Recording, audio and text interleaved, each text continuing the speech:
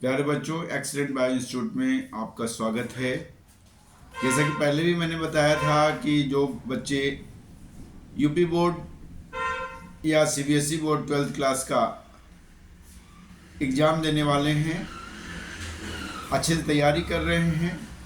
तैयारी तो अच्छी होती है, बच्चे बहुत पढ़ते हैं, 1 साल 1.5 साल बहुत पढ़ते हैं और उसके बाद जब एग्ज़ाम का समय आता है तो अपनी तैयारी करते हैं। कहीं ना कहीं वो कोचिंग क्लासेस करते हैं। आज मैं आपको वादे के अनुसार विलियन वाले चैप्टर से कुछ इंपॉर्टेंट क्वेश्चन बताने जा रहा हूं। सबसे पहले याद रखें,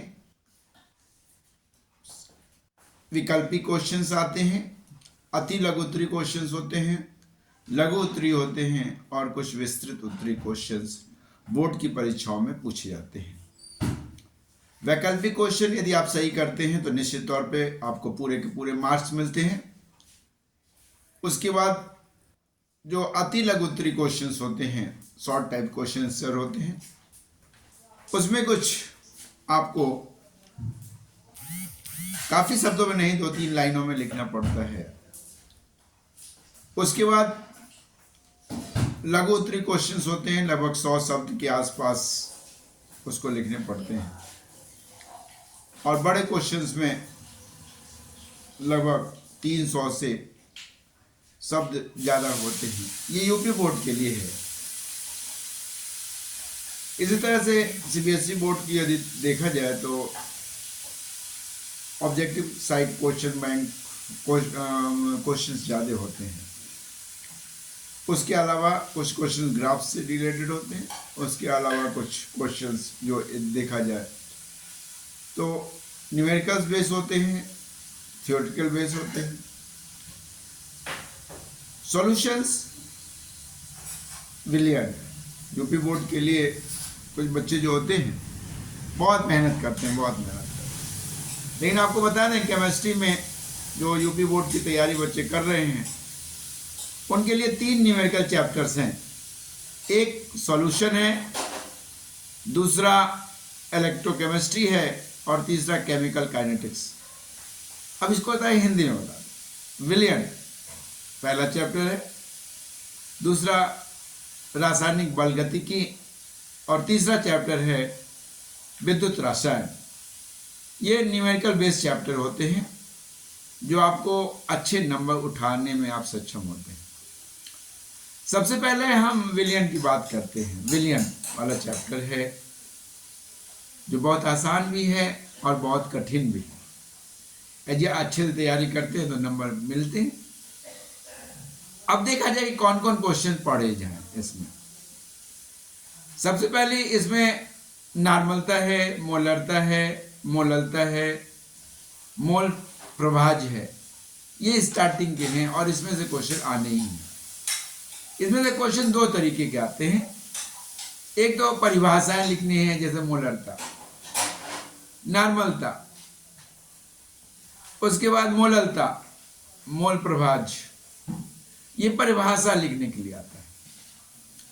इसके अलावा इसमें महत्वपूर्ण चीजें हैं, जैसे विसरण और परासरण में अंतर। इसको जरूर पढ़ें, 1 नंबर के क्वेश्चन आते हैं। समपरासरी और समदाब विलियन होता है, समदाबी विलियन कह ले, उसमें अंतर आ सकता है।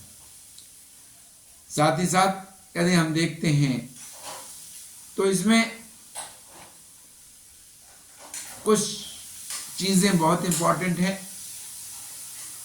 यदि सवाल की दृष्टि से, यदि परिभाषा की दृष्टि से देखें तो जैसे एक मैं एग्जाम्पल बताता हूं आपको, बहुत आसान।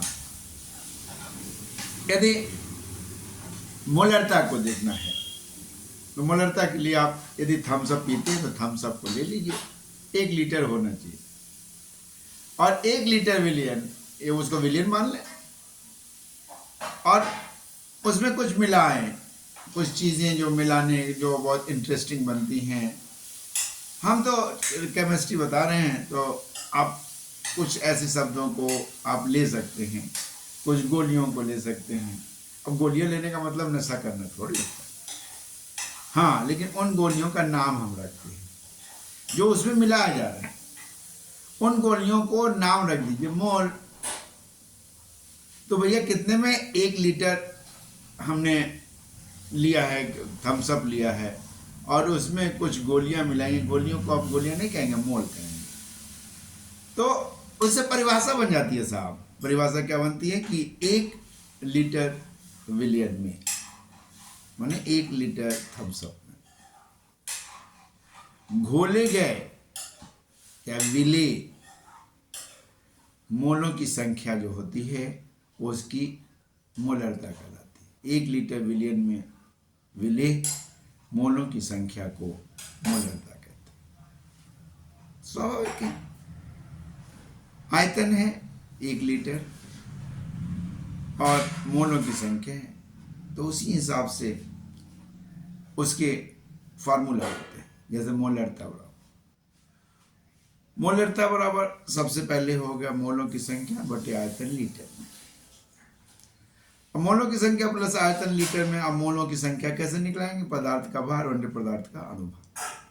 इस तरह से मोलरता का यदि हम लिखेंगे तो मोलरता बराबर विलेय पदार्थ का भार गुणे विलेय पदार्थ का अणुभार गुणे आयतन लीटर में। ये साधारण सिंपल है। यदि उस गोली का नाम बदल दें, यदि तुल्यांक ले लें, उसके गोली का नाम जैसे मैंने मोल रखा, अब तुल्यांक लें, तो जानते हैं साहब नॉर्मलता आ जाएगा। ये नॉर्मलता हो जाएगा कि 1 लीटर विलियन में विलेय तुल्यांकों की संख्या को हम उसकी नॉर्मलता कहते हैं। और तुल्यांकों की संख्या माने पदार्थ का भार बटे पदार्थ का तुल्यांक की भार होता है। तो नॉर्मलता निकल जाएगा कि नॉर्मलता बराबर क्या होगा? नॉर्मलता बराबर हो गया पदार्थ का भार बटे पदार्थ का तुल्यांक की भार गुणे आयतन लीटर में। ये एक एग्जाम्पल बताया मैंने आपको। इसी तरह से मोललता है, मोललता की परिभाषा पढ़ें, मोललता का उसके सूत्र बनाएं। उसी प्रकार से हम परासरण विलयन है, और उसके पहले हम मोल प्रभाज से सवाल आते हैं, निश्चित तौर पे सवाल आते हैं, और उसमें कुछ नहीं करना है। पदार्थ है तो विलयन है, तो विलयन में विलेय है और विलायक है। दोनों का मोल प्रभाज अलग अलग निकालने के लिए। तो सबसे पहले मैंने आपको बताया कि मोल निकालना सीख लीजिए। तो मोल निकालना सीख लेंगे तो मोल प्रभाज आ जाएगा। जैसे विलेय के मोलों की संख्या ज्ञात करनी है आपको, तो विलेय के मोलों की संख्या ज्ञात हो गई, तो विलेय के मोलों की संख्या बटे विलेय के मोलों की संख्या प्लस विलायक के मोलों की संख्या, ये निकल जाएगा विलेय का मोल प्रभाज। यदि विलायक को कहते हैं तो ठीक उसी प्रकार विलायक के मोलों की संख्या बटे विलेय के मोलों की संख्या प्लस विलायक के मोलों की संख्या, ये निकल जाता है विलायक का मोल प्रभाज। सिंपल है कोई चीज, लेकिन मोलों की संख्या निकालना आना होगा। मोल की संख्या माने मोल बराबर होता है पदार्थ का भार बटे पदार्थ का अणुभार से इसको निकाल लेते हैं। घबराइए नहीं, कुछ दिए भी रहते हैं इसमें, जमाने पेपर में अंकित भी रहते हैं, इसलिए घबराने की जरूरत नहीं कि सब आपको याद ही करना है। अब आगे बढ़ते हैं। विसरण और परासरण, अक्सर ये 1 नंबर का होता है, अंतर पूछा जाता है साहब। और उसके बाद अच्छा थोड़ा सा आगे बढ़े, इस पे सवाल भी आते हैं परासरण दाब पे। परासरण दाब जनरली हम लोग पढ़ते हैं, पढ़े हैं, पहले भी पढ़ाया गया है आप लोग को। पीवी बराबर एनआरटी, तो पीवी बराबर एनआरटी पे भी सवाल आते हैं। वो उस पे सवाल क्या है? एन कहाँ है? यहाँ पे मोलों की संख्या है। आर जो होता है सॉल्यूशन नियतांक कह सकते हो आप, गैस नियतांक पहले बोलते थे हम, सॉल्यूशन नियतांक हो सकता है। और टी टेम्परेचर, परम ताप, केल्विन के रूप में आप उसको चेंज करके निकाल सकते हैं। पी आप स्वाभाविक है, जानते हैं वाष्प दाब होता है, परासरण दाब के रूप में लिख लें परासरण दाब। और उसके बाद भी तो आप जानते हैं यार, तो पीवी बराबर एनआरटी पे भी सवाल आते हैं, और निश्चित तौर पे आएंगे इस बार 2025 में। आपको मैं बता दे रहा हूं कि इस पे एक सवाल आने स्वाभाविक है, एक मोल प्रभाज पे, और एक जो चैप्टर आएगा पीवी बराबर एनआरटी। इसके बाद कुछ ऐसे नियम नहीं है। उसके अलावा हिमांक अवनमन है, क्वथनांक के उन्नयन पे सवाल आ सकते हैं। तो इन दोनों की फार्मूला याद करना होगा आपको। और निश्चित तौर पे जो जिस तरह से आपको सबसे पहली चीज है कि इस क्वेश्चन को सेलेक्ट करें। क्वेश्चन को सेलेक्ट करके न्यूमेरिकल छोटे छोटे होते हैं, करते जाएं और सीरियल बाय सीरियल करेंगे तो निश्चित तौर पे उसका नंबर आएगा। और यदि हम बात करते हैं और कुछ क्वेश्चंस की, विलियन में ही कुछ क्वेश्चंस की बात करते हैं, तो हमको बात करनी होगी सबसे पहले राउल्ट के नियम की। साहब राउल्ट के नियम को भी पूछा जाता है, राउल्ट के नियम पूछे जाएंगे, एक नंबर में पूछा जाएगा, उसकी सीमा है, उसकी लिमिटेशंस पूछ जाएगी। और लिमिटेशन पूछना है तो आदर्श जो है, आदर्श विलियन को भी जानना होगा। राउल्ट के नियम आप पढ़ेंगे तो राउल्ट के नियम की सीमाओं को पढ़ना होगा। और उसके बाद वांट हाफ का नियम भी होता है। जो वांट हाफ का नियम कैसे बनते होंगे, हम लोग चार्ल्स के वो पढ़ा है, जो चार्ल्स के नियम पढ़े हैं, जो उसी से हम लोग निकालते हैं, गैस निकालते थे, गैस नियतांक निकालते थे, पीवी बराबर एन नॉट टी सोल्यूशन है तो पीवी बराबर एन एस टी भी निकाल सकते हैं। मैंने पहले ही बताया, इस पे सवाल आने स्वाभाविक है 100%। तो हम लास्ट में फिर बताएं, मोलरता और नॉर्मलता, इसकी परिभाषा को अच्छे से पढ़ें। और याद रहे, परिभाषा लिखने का ना आए तो उसका फार्मूला भी जरूर लिखें। इसके अलावा यदि हम देखते हैं तो आप जरूर मोल प्रभाज्य पे सवाल आने तय हैं। दावा है कि मोल प्रभाज्य पे सवाल आएगा ही, और बहुत साधारण सवाल आएगा। विलेय का मोल प्रभाज्य निकालिए, विलायक का मोल प्रभाज्य निकालिए। इसके अलावा हम आगे बढ़ते हैं तो मैंने पहले भी बताया, वांट हाफ का नियम को भी देखना है। उसके बाद थोड़ा सा और आगे चलते हैं तो मैंने कहा कि राउल्ट का नियम आवश्यक है, साथ ही साथ क्वथनांक का उन्नयन, हिमांक का अवनमन, इसकी परिभाषा जरूर देखें। साथ ही साथ एक एक सवाल जरूर करें। याद रहे, आपको मान ली नहीं आ रहा, आप नए बच्चे हैं, बिल्कुल नहीं आया, बिल्कुल सुन रहे हैं कि आ ही नहीं रहा है, अब क्या करें, साल भर पढ़ाई नहीं की, कोई बात नहीं, थोड़े समय में पढ़ के आप पास हो सकते हैं और निश्चित तौर पर आप कर सकते हैं। ये करामात करने के लिए केवल दृढ़ संकल्पित होना होगा। एक्सीलेंट बायो इंस्टीट्यूट के टिप्स आपको हमेशा दिए जाएंगे। और इसके लिए फिर मैं याद दिलाता हूँ कि विलियन महत्वपूर्ण चैप्टर है, 7 से 8 नंबर इसमें आते हैं। परिभाषाएं के साथ साथ आपको पढ़ना होगा क्या, उसके न्यूमेरिकल प्रैक्टिस करने होंगे, एक एक नंबर के न्यूमेरिकल प्रैक्टिस करने होंगे। 2-2 नंबर न्यूमेरिकल किससे आएंगे मैं पहले बताता हूँ, फिर बता रहा हूँ। मोल फ्रैक्शन को जरूर आप टच करेंगे। इसके अलावा आप मोलरता, नॉर्मलता और मोलरता याद रहे, घुमा के भी दे सकता है घनत्व। यदि घनत्व भी दे तो उसको मैंने बहुत ज़्यादा घबराने की जरूरत नहीं है, और उसको घनत्व को चेंज कर करके आप उसको करेंगे।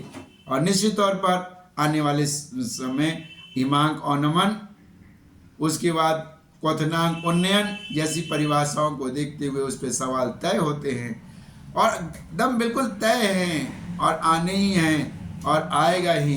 ये दावा है एक्सीलेंट बायो इंस्टीट्यूट का, ये दावा है मेरा। इस नंबर से यदि आप जिस तरह से मैं बता रहा हूँ इन सारे चीज़ों को पढ़ेंगे तो निश्चित तौर पर ये विलियन के पूरे क्वेश्चन कर लेंगे।